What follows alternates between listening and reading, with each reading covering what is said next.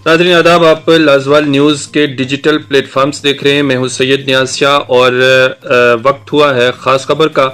ख़ास खबर में आज हम बात करेंगे खबर के असर का और साथ ही साथ बात करेंगे आयुष डिपार्टमेंट की। जी हाँ, हमने कल ही एक खबर दिखाई थी जिसका स्क्रीनशॉट आप अपनी स्क्रीन पर देख रहे हैं, जिसमें आयुष महकमा की दवाएं खुलेआम एक कूड़ा दान में पड़ी हुई हमने आपको दिखाई थी। और यहाँ पर ये अद्वियात किस तरह से पहुंची, क्यों पहुंची और क्या इन अद्वियात को यहाँ पर लापरवाही से फेंका गया, ये सारे सवालात हमने आयुष डिपार्टमेंट पर उठाए थे और साथ ही साथ हमने मुतलका महकमे के जिम्मेदारान से बात भी की थी। अब हमारी खबर पर एक बड़ा एक्शन हुआ है और इस खबर के असर के तौर पर deputy director AYUSH Kashmir doctor Nuzhat Bashir की जानिब से आज एक कमेटी बना दी गई है और बाज़ाब्ता एक आर्डर निकला है और इस आर्डर में उन्होंने इस कमेटी को तश्कील दिया है, जिसमें उन्होंने ये 5 रुकनी कमेटी बनाई है। और ये कमेटी अब पूरा जायजा लेगी, देखेगी कि आया ये जो एक्सपायर्ड और अनएक्सपायर्ड दवाइयाँ थीं वो इस तरह से कूड़ादान में क्यों फेंकी गई और इन्हें कूड़ादान में फेंकने का जिम्मेदार कौन है। ये सारी इस कमेटी को जिम्मेदारी सौंपी गई है और एक हफ्ते के अंदर कमेटी जो है वो अपनी रिपोर्ट भी सबमिट करवाएगी।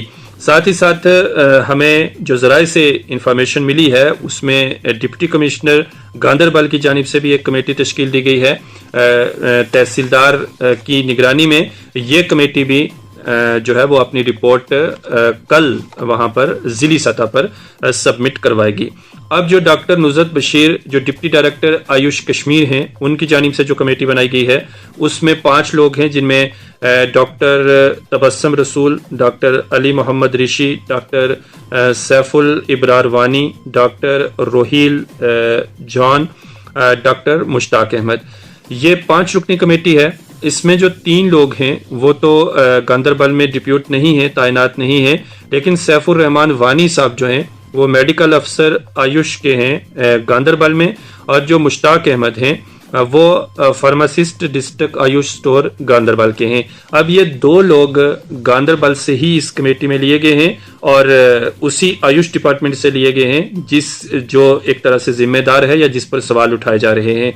अब कमेटी बना दी गई है और इसमें इन 2 लोगों पर ज़रूर जो है ये सवालिया निशान है कि गांदरबल के ही इन 2 डॉक्टर्स को और उसी डिपार्टमेंट के यानी आयुष के इन 2 डॉक्टर्स को भी इस कमेटी में रखा गया है।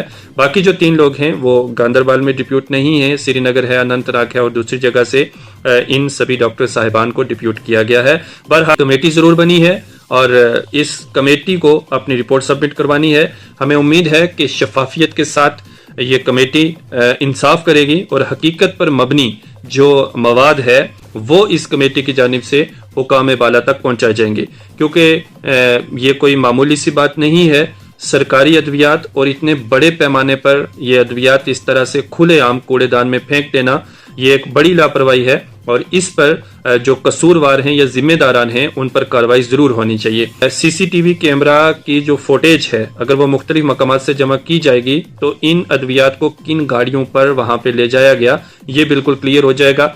मल शाही बाग है, उसके सामने एक पेट्रोल पंप भी है, वहां पर जो है वो सीसीटीवी कैमरा भी नस्ब हैं। हमें जो ज़राए से जानकारी मिल रही है अगर वहां से फुटेज निकाली जाएगी तो ये गाड़ी मुमकिन है कि वहां पर इन अद्वियात को ले जाती हुई या कोई आदमी अगर ले जा रहा है तो वो उस कैमरा में देखा जा सकता है।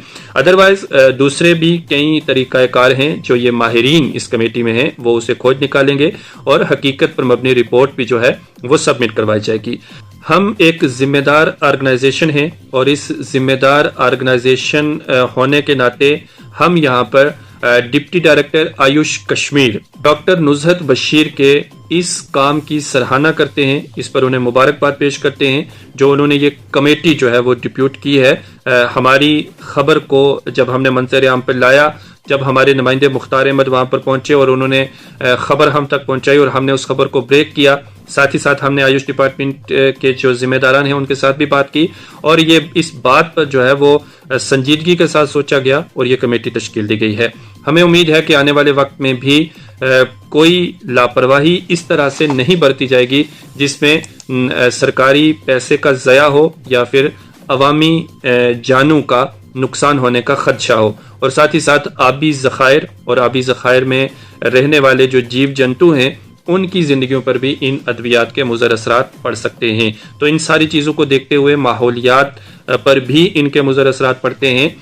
یہ کمیٹی اب سامنے آئی ہے، اب دیکھتے ہیں کہ آنے والے وقت میں اس کمیٹی کی جانب سے کیا کچھ فیصلہ لیا جاتا ہے اور کیا ایکشن ہوتا ہے۔